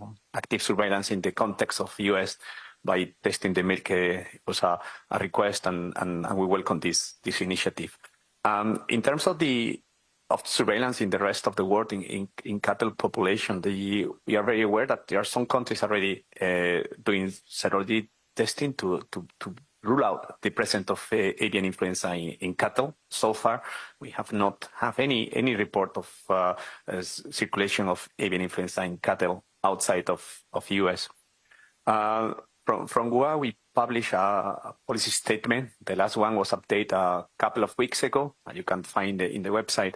And we do ask our countries to include avian influenza as a differential diagnosis in all cattle that they are placed in high-risk areas, or they can show clinical signs that they are compatible with avian influenza. Marie also mentioned the need to be very strategic. We need to make the most of the limited resources countries have, to really target those high-risk areas where we have highest probability to early detect the infection. I think the guidelines FAO recently published on that are also going that direction, and I think the country will have a clear indication of how to do that in the ground. So definitely the situation in the US is calling the attention of everybody that avian influenza should be included as a differential diagnosis, in particular in these areas where we know the virus is circulating among the poultry population. So that's kind of the recommendation, and we will keep working with the scientific community, and we will keep updating our policy statement to provide science-based advice to our membership. Thank you. Thank you. I don't know if you can hear me out there. Oh, now it's working. So I'd like to thank very much our speakers from the FAO and the WHOA for this briefing. Maria, I wonder whether you have the time to stay on the line, because we have a few questions for you, but I would like now to go. Otherwise, if you have to go, maybe Tariq can stay to answer. I would like now to go to our other guests from the UNHCR. So I'm just looking at you, Maria. Is that possible that you stay a little bit more, or that Tariq do? Yeah, I see Tariq nodding. So, yep. Tariq is nodding. I could stay for a few more minutes, but then I do have to go. Sorry. Do you mind if I take just one more question? So maybe if this is the case, maybe I will just ask Christian Ulrich to ask you a question on Mpox, but then we will go to UNHCR. And thank you very much to the speakers from the other two organizations. If they have to leave us, please do. Christian.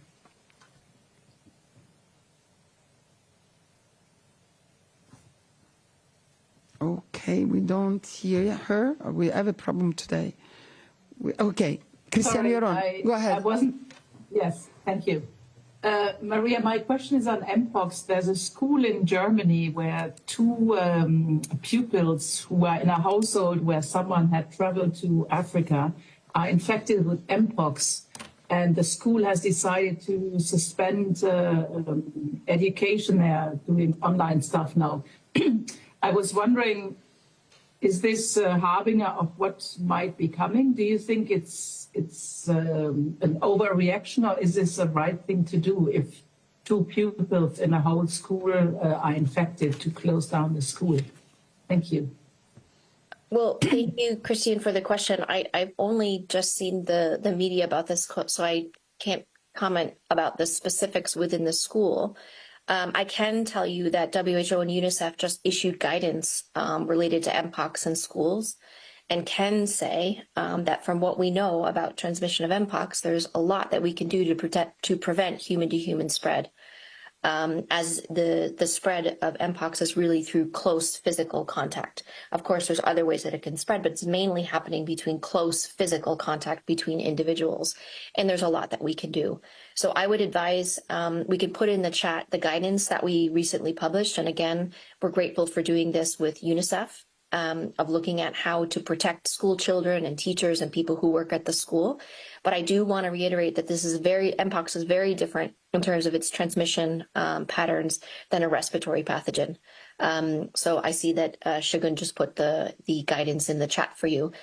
Do have a look at that. And if you have more questions, then perhaps I can ask you to check with Tariq, and we can try to answer anything further. Thank you very much. Thanks so much, Maria. And I'll let you go now. Tariq will follow up. Let's go back to Syria. We have heard before from Robert Petit on the accountability and justice. And now let's go back to the country, but this time with a humanitarian lens. I would like to start by welcoming the colleagues from UNHCR, William, that of course you know, and Rima Jamus Imses, I hope I pronounced well, the UNHCR Director for the Middle East and North Africa. Sorry. We have online also Jens for OCHA. And before giving the floor to the colleagues, I would just like to flag the statement that the Secretary General made yesterday on Syria, on the humanitarian situation, where he said that in response to the recent developments there, he dispatched the Undersecretary General for Humanitarian Affairs and Emergency Relief Coordinator, Tom Fletcher, to Damascus to engage with the caretaker government on scaling up humanitarian assistance in Syria. Mr. Fletcher met on Monday with the commander of the new administration, Mr. Ahmed al-Sharaa, and the Prime Minister of the caretaker government, Mr. Mohammed al-Bashir. The Secretary General said he welcomed the caretaker government's commitment to protect civilians, including humanitarian workers. He also welcomed the agreement to grant full humanitarian access through all border crossings, cut through bureaucracy over permits and visas for humanitarian workers, ensure the continuity of essential government services, including health and education, and engage in genuine and practical dialogue with the wider humanitarian community. Concluding by saying, as the Syrian people seize the opportunity to build a better future, the international community must rally behind them. And with these words of the Secretary General, I give the floor now to our colleague from UNHCR. Rima, you have the floor. Good morning, colleagues. So while the recent developments, only 10 days old, bring a tremendous amount of hope and the possibility for peace and, frankly, for the largest displacement crisis we have on planet Earth to finally be resolved, it also brings with it immense challenges, both for Syrians within the country and those who are further away. The security situation remains quite unstable and fluid. And in the past 3 weeks, we've seen more than 1 million people displaced, again, from their homes, mostly women and children. Thousands of Syrian refugees are returning to the country, and thousands more are actually fleeing the country. We've seen so far returns from Turkey, from Lebanon, and smaller numbers from Jordan, but we've also seen outflows as well. And it's important to recall that these people are actually returning to a country that has been devastated by 14 years of civil war. We have over 7 million internally displaced Syrians in the country, and over 90% of the population is living below the poverty line and reliant on some form of humanitarian assistance to survive. So while we hope that current developments will eventually bring an end to this crisis, we also have to recognize that a change in the regime doesn't mean that there is an end to the humanitarian crisis already there. Syrians inside the country and outside the country still need protection and support. Yesterday, UNHCR updated our position on returns to Syria, and we've shared that with governments around the world, emphasizing that no one should be forcibly returned to Syria and that the right of Syrians to maintain access to asylum must be preserved. So while protection risks related to persecution from the former regime may have receded, we know that for certain profiles and other individuals in Syria, that they may be vulnerable and that other risks may emerge or persist. So given the ongoing uncertainty that we see in Syria, we call on states to be patient, not to make any drastic decisions, and wait until there's more clarity. And it's important to maintain that protection for Syrians who've already found refuge in host countries and that they are not forcibly returned to Syria. As I said already, the last 14 years have essentially decimated the country and have destroyed homes, and large parts of the country and its infrastructure. We are on the ground, UNHCR, with our agency partners and other humanitarian organizations, and we are rapidly resuming our assistance and support programs where security has improved in the country. So I'm happy to report that at this moment, over 80% of our community centers are now operational again after a brief pause. We've also made significant strides in resuming our operations over the past week in areas where security has allowed us to do that. And I'm speaking of places like Aleppo, Damascus, Hama, and Homs. And we've been also fortunate enough to reposition ourselves at certain border crossings, which allows us, with the Syrian Arab Red Crescent, to monitor movement trends, both coming into the country as well as those that are outbound, and to engage with the people who are returning, to ask them about their plans, their intended areas of destination, what their needs may be, to be able to direct them to some of these community centers that I discussed earlier, where they can find support, immediate assistance on arrival. As I said, 82% of those services have now been reinstated. So perhaps now moving just to a final point, in addition to the need for a peaceful transition of power, respect for the rule of law and human rights, we also need the international community to support what we are doing in Syria and to support Syrians. We have massive humanitarian needs on a scale that hasn't in any way diminished. And we need the international community to support us in our efforts to reach those people, to provide them with assistance, but also to invest in Syria now, to move from just humanitarian assistance to early recovery and reconstruction so that Syria can absorb all of its returning citizens and people can become self-sufficient, which is something they want, and we know that. Today, we are also sharing with donors our preparedness and response plan for Syria. Now here, like everybody else, we have been thinking about and discussing returns on a large scale for several years. So UNHCR has had plans and has thought about this in great detail. Now we have forecasted that we hope to see somewhere in the order of 1 million Syrians returning between January and June of next year. So we've shared this plan with donors, asking for their support in order for us to be able to meet the needs on the ground. And that includes the needs of returning Syrian refugees, but also internally displaced Syrians who are returning to their areas of origin and to the host communities that are welcoming them back. We're doing this, of course, alongside other UN partners and under the leadership of the resident and humanitarian coordinator in country.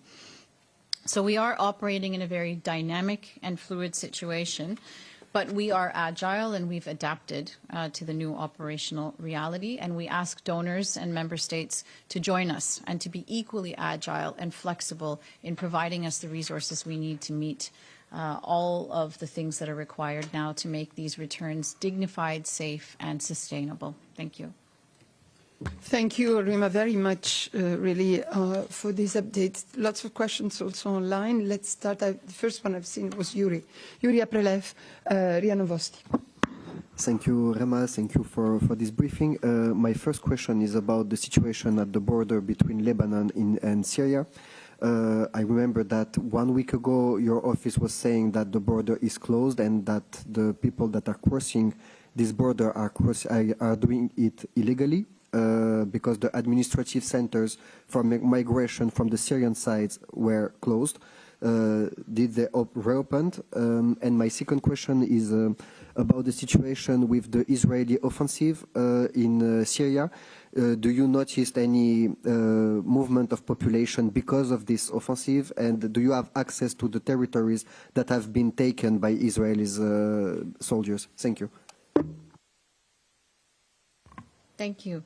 On the question of immigration authorities on the Lebanese-Syrian border, unfortunately, immigration on the Syrian side is still not operational. There is no presence there, so there's no way to formally acknowledge and register who is coming into the country or who is leaving the country.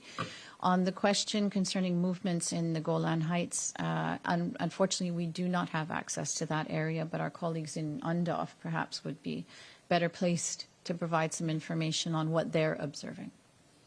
We can share the contact for UNDOF. Yes, go ahead. You have a follow-up? Yeah, just you are not seeing any movement of populations from these regions that are attacked by Israeli soldiers to other parts of Syria, I mean. So far, what we are aware of is that there have been orders issued by the Israeli forces to some villages for people to vacate and that people have resisted leaving. But in terms of movements to other parts of the country, I don't have any solid information on that at this moment. Thank you very much. Thank you very much. Emma Farge, Reuters. Thank you. Good morning. Could you give us a clearer idea of why the people are currently fleeing Syria? What are they saying about that? And what is kind of the net balance? Are more leaving than are actually returning? And secondly, could you respond specifically to countries who have already decided to freeze asylum applications from Syria? Thank you. To be perfectly frank, we have estimates based on our presence at the borders, but not having an institutional immigration presence that can provide very precise figures, all we're able to do is provide anecdotal information based on what we're seeing. And this is at official border crossings. You have to remember that people also move in between border points where they go undetected. These irregular movements are not tracked or monitored by us. So it's very difficult to give you a comprehensive picture. All I can say at the moment is that we have seen thousands returning from Lebanon and from Turkey, smaller numbers from Jordan, but we've also seen thousands departing to Lebanon as well. And these are areas, especially at the Turkey-Syria border crossing, where you traditionally have what we call pendular movements, people who come back and forth. So at this moment, it's hard to give you a precise figure, but we're doing our best based on the monitoring presence that we have. And sorry, if you could repeat the last question for me. There was also just a bit more as to why they are leaving, and finally to respond to European countries who are freezing asylum applications. Right. So those two. So the reasons why people are leaving, I said in the introductory remarks, is that for some, this marks a moment of hope and optimism and the opportunity to return home, because the immediate risks and threats that were there under the previous regime have diminished or receded altogether for some profiles of Syrians. But there are other profiles of the Syrian population, religious minorities, people who may have been somehow linked to the former regime, other profiles that we're not aware of as yet, but are equally vulnerable and at risk of persecution.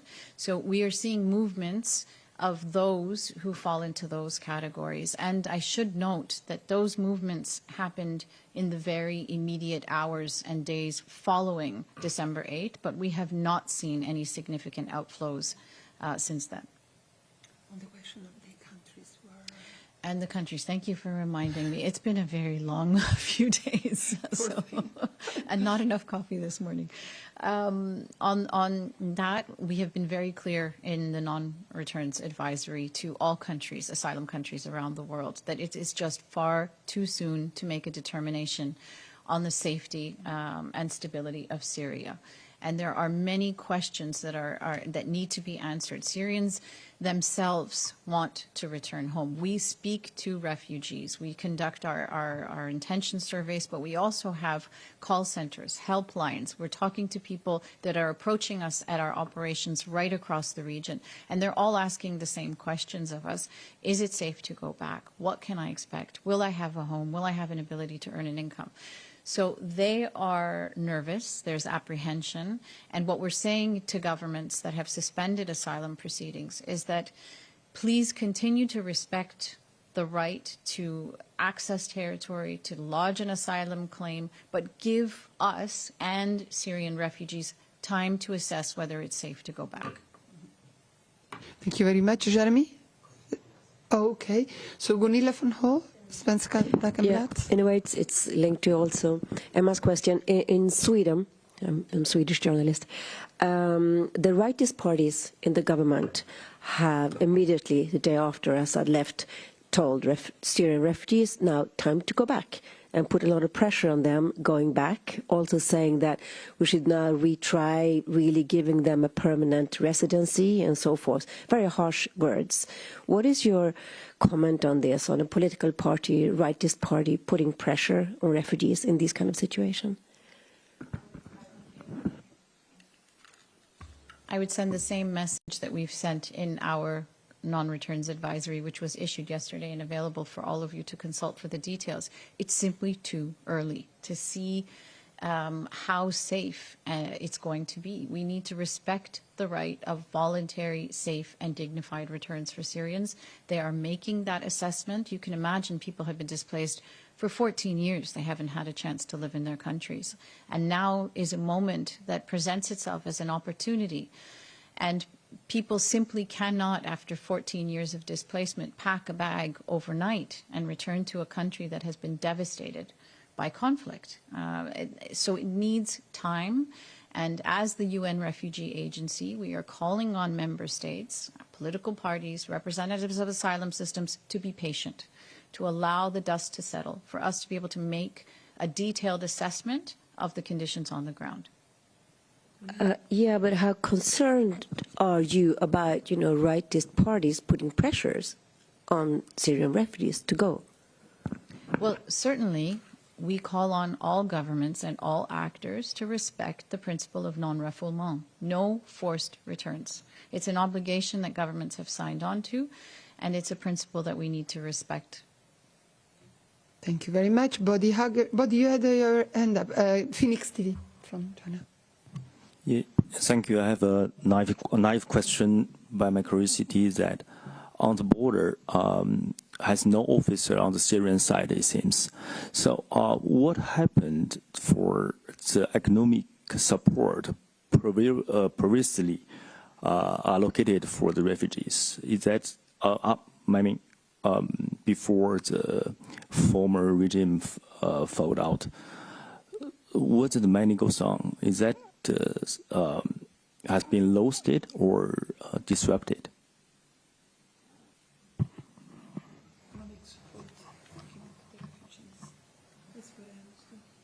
Maybe you could further elaborate on the question. I'm not sure I got the essence of it. Yeah, the question of the economic support before. What was going on? That where the money goes on? So economic support to refugees.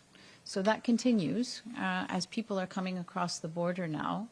We are able to take note of their presence, and with the Syrian Arab Red Crescent, we're able to capture some basic details about families and where they're going, and then we direct them to one of the community centers that is operational in the intended area of destination. And there they will receive assistance in the form of multi-purpose cash assistance if it's available at that particular location, as well as some basic items needed now for survival, given the winter temperatures. So blankets, winter clothing, mats. In each of these locations, we have different forms of support, and certainly cash is a staple. Thank you. Yeah, go ahead. But yeah, but I mean, even with the no government situation. The mic, sir. That's correct. The humanitarian needs persist. We are in touch with the interim government and representatives and have explained to them why we need to continue doing our work. And indeed, they have asked us to stay and to be able to respond to those needs on the ground. Thank you very much. Let me go to the platform. Jamie Keaton, Associated Press. Thank you for coming to see us. I just wanted to ask you, you mentioned that there's the pendulum movements. If you could be specific as to, you mentioned Turkey in particular, across the Turkey-Syria border. Is that the only place or the main place of these cross-border pendulum movements? And I'd also like to ask you, as you know, we just had the IIIM chief coming on. He's very concerned about crimes. And you mentioned that there is the possibility of persecution of some people that might be associated with a former government in Syria. So my question for you is, how much does UNHCR screen the people that come across and question them about either human rights violations that they may have suffered, or to determine whether or not they may have had some sort of responsibility in the crimes that we have seen? I mean, is that out of your remit, or do you work with other UN institutions to try to help along the process of accountability for the crimes? Thank you so much.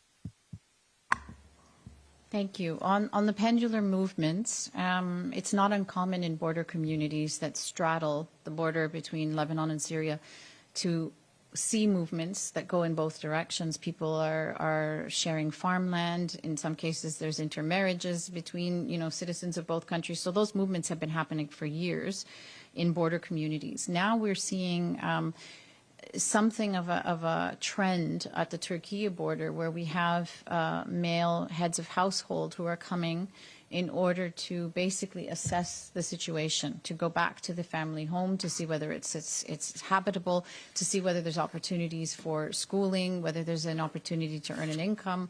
So, in that case, they would come, do their, what we call a go and see visit, and then return to where their family is in Turkey or perhaps in Lebanon. In terms of screening, I mean, what we do as a humanitarian agency is we abide by humanitarian principles, and so we provide support and assistance on the basis of vulnerability and need. And of course, when individuals are registered and further down the line, if we are able to do an extensive or comprehensive refugee status determination, that's when we would do that level of in-depth screening. But certainly the main point here is that risk profiles which existed prior to December 8th may no longer need that same level of protection, or do not have that same threat or fear of violations against their rights. Whereas now with this regime change, we have other vulnerable groups that have emerged in that process. Thank you very much, Rima. I think this concludes the list of questions, but really thank you so much. This was really important. Thank you, William, too. I will, and I know that your time here in Geneva has been very cramped, so thanks for coming. Before we close with the Syria issue, I just want to remind you that today the Security Council will hold a briefing and consultations on the political and humanitarian developments in Syria. The Special Envoy for Syria, Geir Pedersen, and the Secretary General for Humanitarian Affairs, Thomas Fletcher, and 2 civil society representatives are expected to brief. This is at 10 o'clock New York time for Geneva, 4 p.m. Geneva time. It's a public briefing, so you will be able to listen to the proceedings on UN Web TV. Thank you very much again. And I'd like to ask your colleagues to come. We go into the last point of the briefing. It's another catastrophe, humanitarian catastrophe we are seeing in the island of Mayotte and Mozambique and in the ocean. So we'll hear from Eugene and then from Claire on the situation of the cyclone and the movement of people related to it. Don't know who wants to start. Would you like to start, or Claire? Claire, you want to start with the situation, the meteorological situation?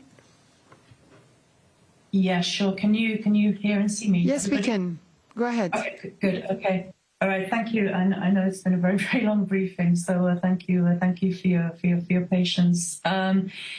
Yes, yet again we are seeing photos of total devastation, despair, grief, loss of life from a tropical cyclone.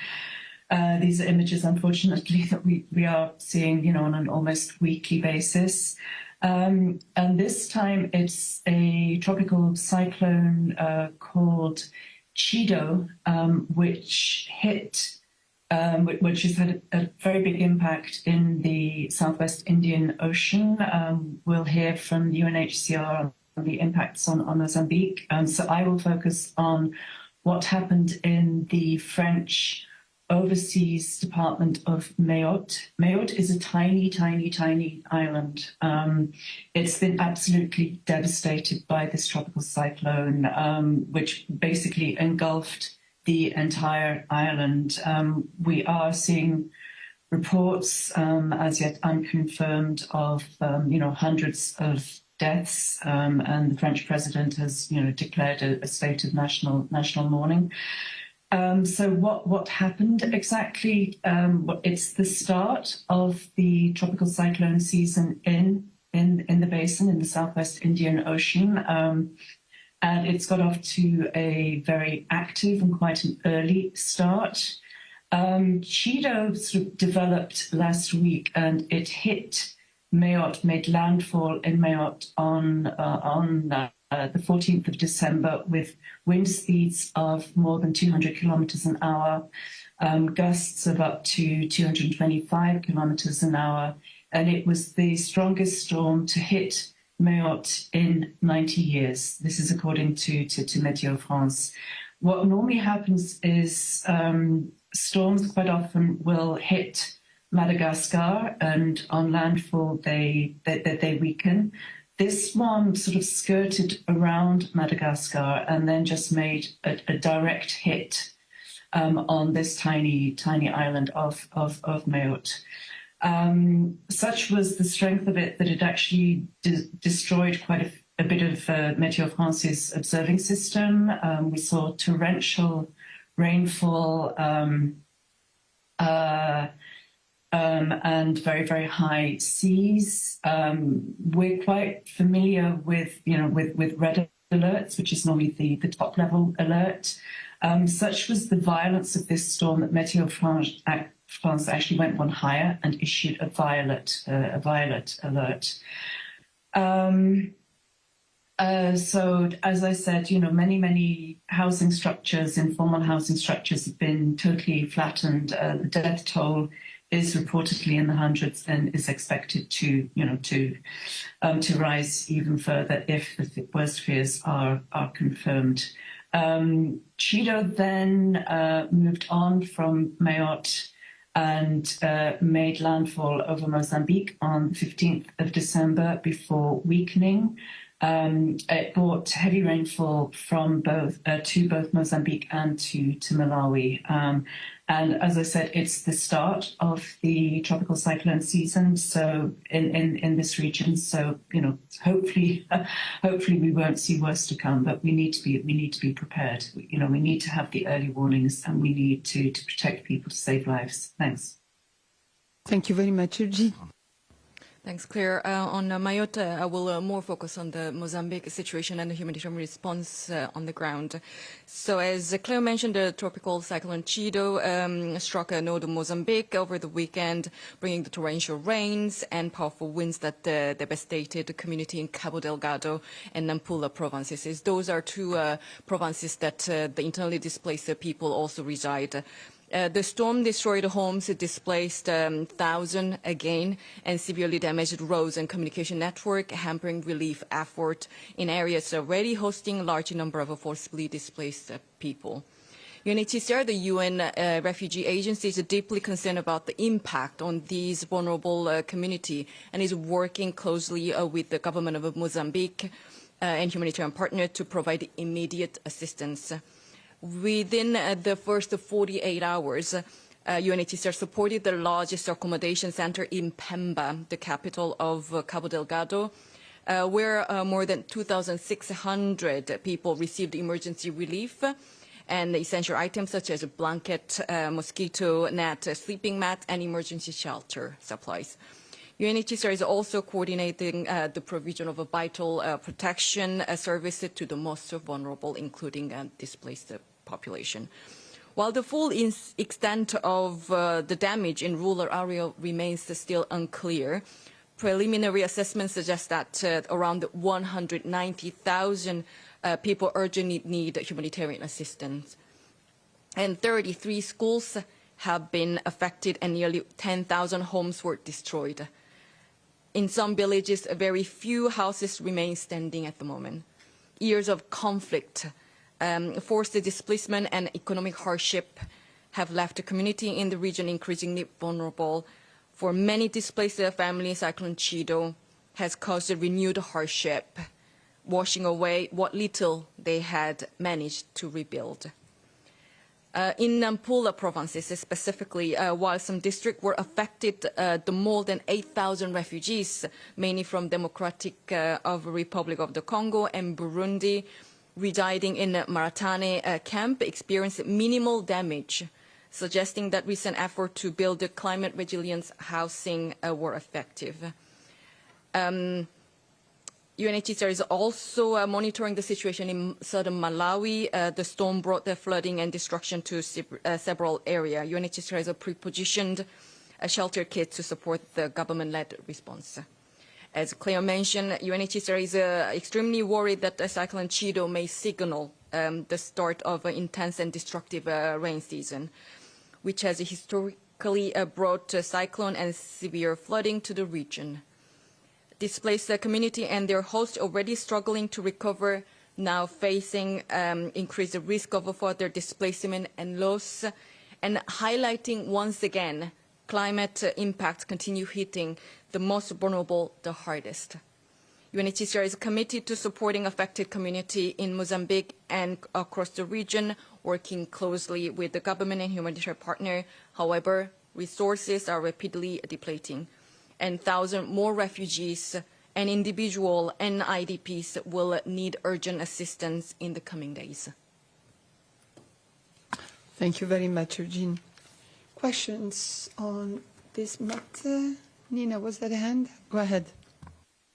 Thank you. I was just wondering if, Claire, if you could say if there's any sort of the violence of this storm in connection to climate change and how you see that connection. Thank you.